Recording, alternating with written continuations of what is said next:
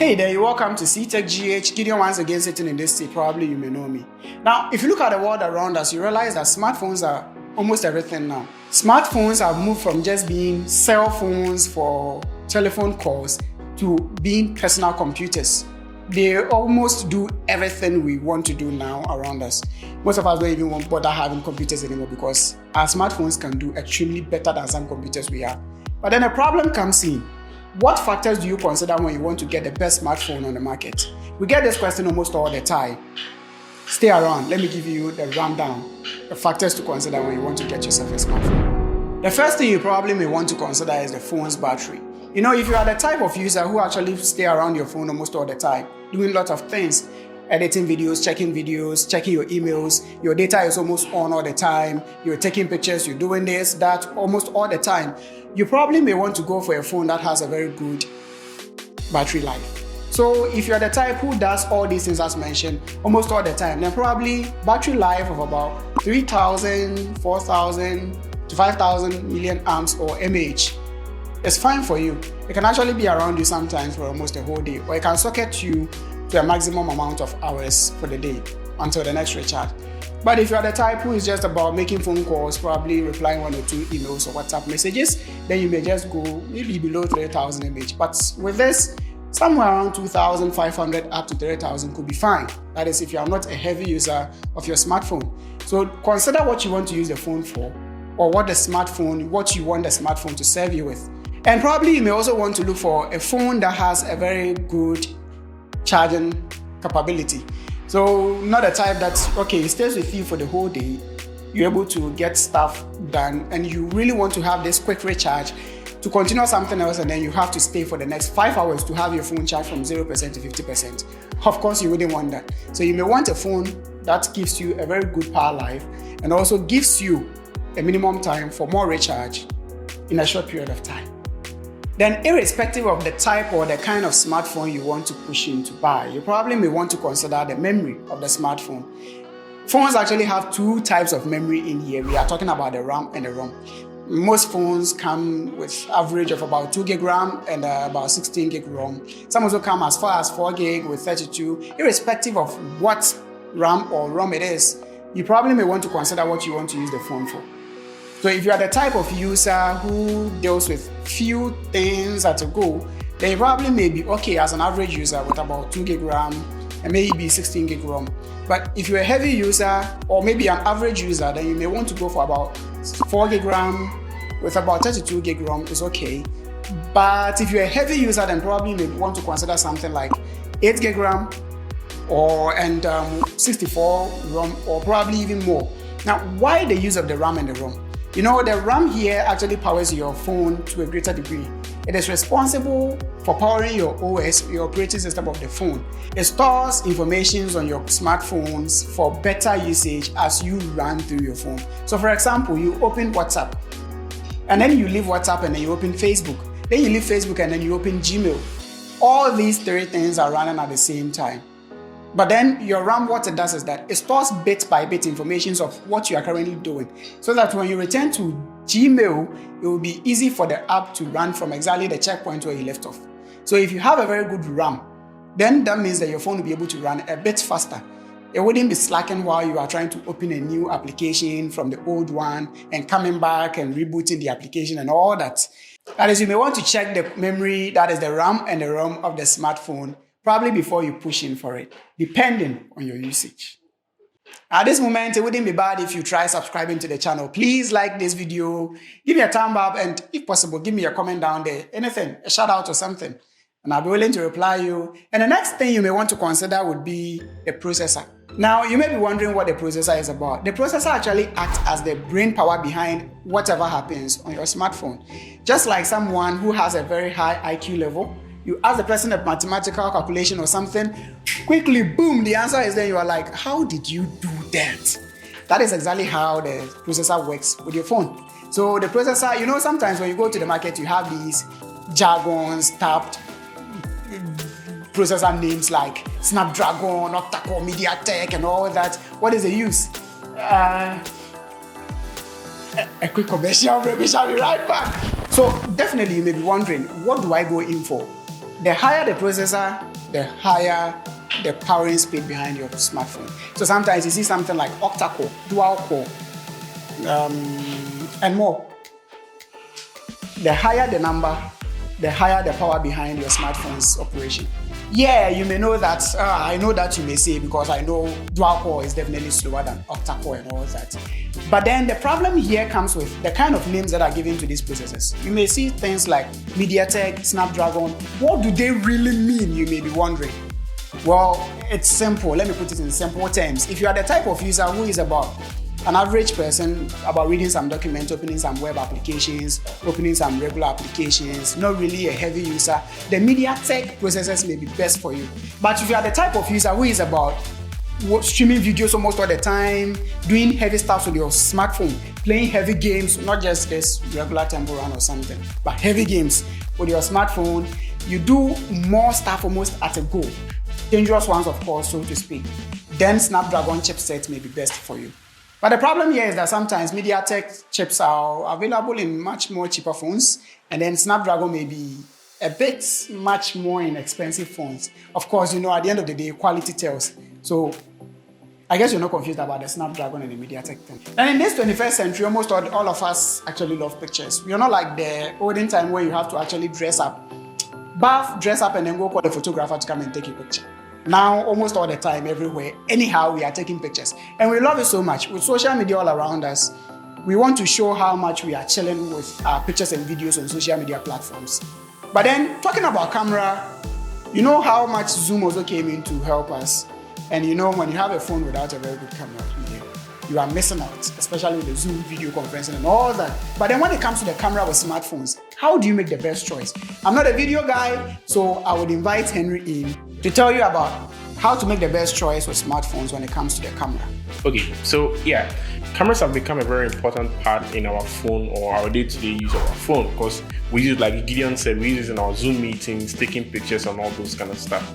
And then for a ton of people, when you're selecting a phone, they mostly count the amount of cameras the phone have and then probably the megapixel. But then I would say, depending on what you use your phone for in regards to social media, you can either choose to go with an iPhone or an Android phone. An iPhone, I'm not saying probably an iPhone 6 or iPhone 7, no.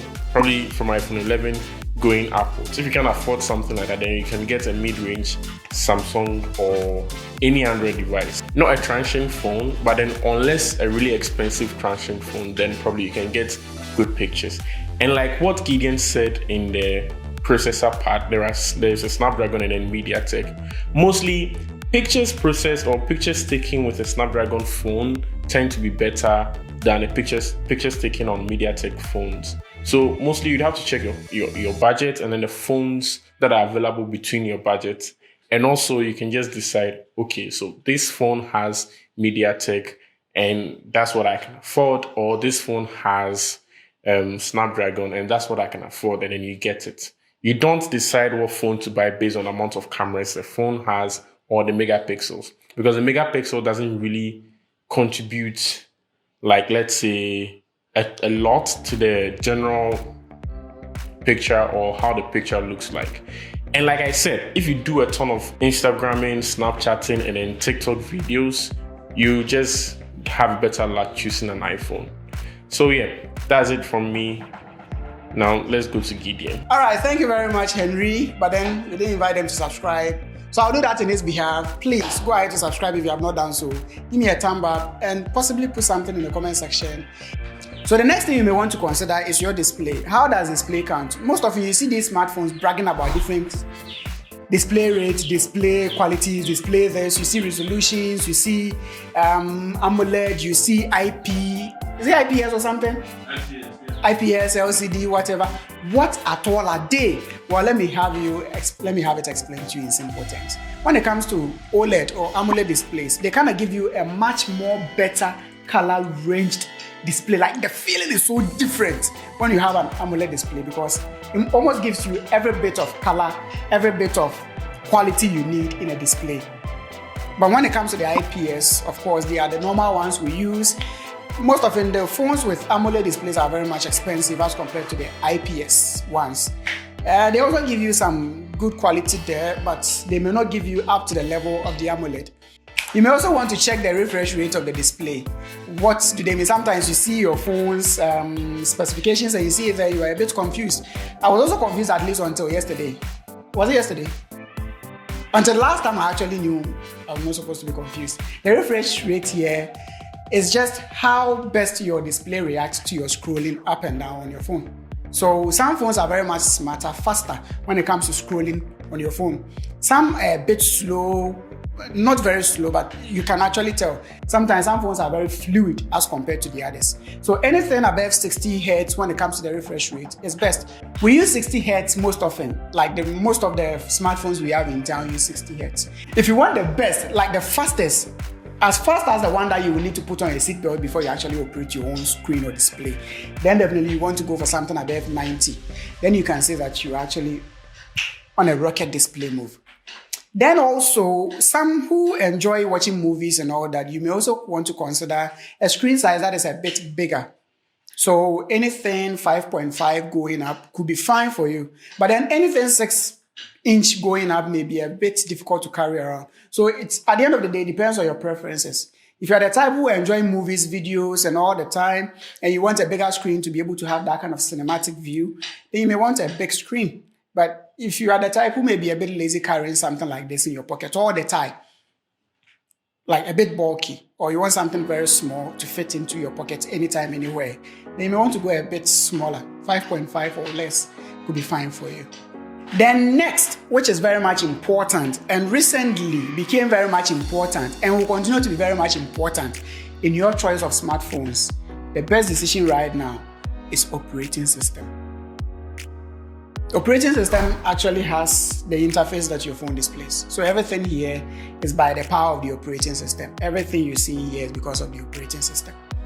How does the operating system count in here? Of course, a phone that actually has all these displays can be fine. Why do I need to really look at the operating system? You remember recently some phones started working because the operating system were actually old. Yeah. So you actually, sometimes some people find it very much okay to look for phones that have the operating system a bit far off from the one we are generally using. So if currently, Henry, which one is the much more better one right now? The general OS for Android, for instance? Android 12. So some phones are stuck on Android 7, Android 8, Android 6. But then if you are a general user and you don't want to get to the point where you have to be crying over your OS, then maybe since we are at Android 12, you may want to go for Android 10 or something, or 11. Or possibly some phones also have their own operating systems, like iPhone. They have their own OS, and that is called iOS. And we have the general Android that we are very much familiar with. So you may want to ask yourself, what do I want the OS to give me at the end of the day? What are some of the things I can and cannot do with this particular OS? Then you can make your decision from there. So if I'm going for iOS, what are the things I can and cannot do? If I'm going for Android, what are the things I can and cannot do? Then you may want to consider and then choose, make the best choice from there. Even in Android, we still have it in flavors. We still have it in different, is a plethora of OS, so to speak. Most companies actually now tweak the Android to fit their phones and their devices. So even with that, you may still want to check, this one, would it be fine for me? I think Xiaomi make their own. The MIUI, for instance. So you may want to check all these things, and if possible, try landing your hands on some of these devices to know how best they can help you, and then you make the best choice based on the operating system. Aside all these things mentioned, other things may come into play. For instance, you may want to consider the materials that was used in making the device, whether metallic, plastic, or any other thing. And you may also want to check the audio jack. You may also want to check the speakers and all that. All these things may come to play as well, but they all depend on preferences. But aside all these things that are well explained in this video, one that you should not forget, which is very much important, that you can never skip, is the cost of the phone or device. So aside all these things, yes, going for the best choice is the best. But then ask yourself, does your pocket serve that right? Can your wallet fit you there? If it can't, then it means that with all these qualities we have mentioned, you definitely have to go for possibly the average range or probably the low range to be able to fit your monthly income. Or else you may have to do susu like Henry for 2 years to be able to just get a phone. And sometimes you may want to consider the repair cost. All these things are in the cost. So please do well to check your budget, and after checking your budget, check the best of these specifications mentioned and choose the best for yourself. This is C-TekGh once again. Gideon right here. Please go nowhere. I'll be here next time to give you more gists. See you.